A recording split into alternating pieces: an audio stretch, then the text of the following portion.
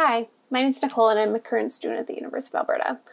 I've been working on a review board through the CANOSP program, and this is my second demo video. Recently I've been working on dynamic review UI rendering. So currently working with review files in review board is pretty static. There's not a lot of added functionality that differs between different document types. So there's some exceptions to that, which I'll kind of show you to give you an idea of what the goal is here. So in the image UI, we have some different functionalities here, but the idea is to have this work for all sorts of UIs and in different ways, and have that be customizable in how we're seeing different features. So the purpose of this functionality is to allow different file attachment review UIs to handle dynamic rendering operations to give some more customizable functionality when working between different document types. An example of this I came across in a previous task was sorting of the keys in JSON files. So this can pretty drastically change the way that diffs are laid out. Depending on how keys are moved around, deleted and added, it makes a huge difference whether or not they're sorted. So this is definitely a preferred option to have, but it's still important that the user be able to select it and unselect it. So the first task in providing this functionality has been to allow review UIs to register a list of relative URL patterns and corresponding methods for those URLs. One really useful application of this would be for viewing text file attachments in render or source mode and switching between them dynamically rather than reloading the page on each of these requests. So I'll go through what's been done on the text-based review UI as a bit of an example of how these connect.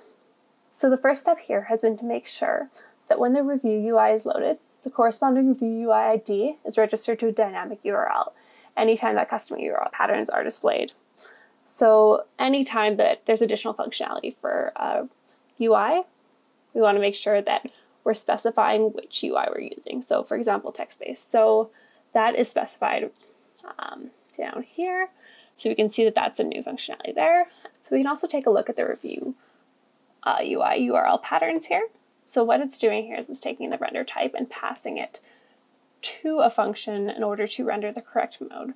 And what that will allow us to do in other review UIs is to add different types of functionalities and different keyword arguments that we can pass to these render functions. So for example, it's passing the render type right there, and that can be processed throughout the function to make sure we're showing the right render type.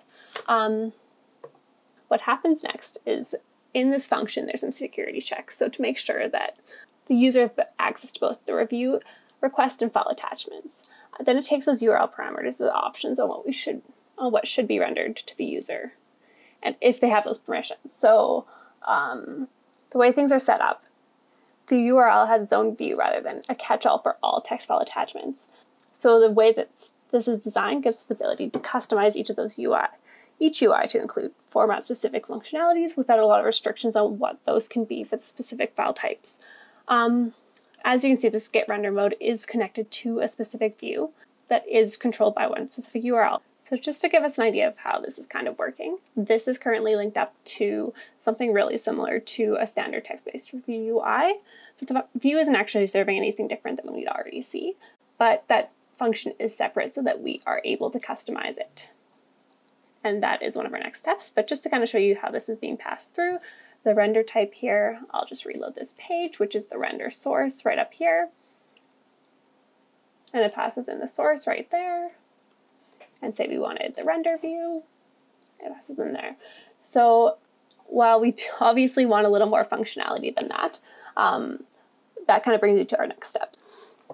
The next step here is to link this URL setup to a task that another student has been working on. So the other student has created a template for these URLs and render requests in JavaScript using the review board API call. So once those get hooked up, we'll be able to kind of get an initial framework for this and be able to expand it to other UIs and get that custom functionality going for multiple views. And that's all I have for today. Thanks.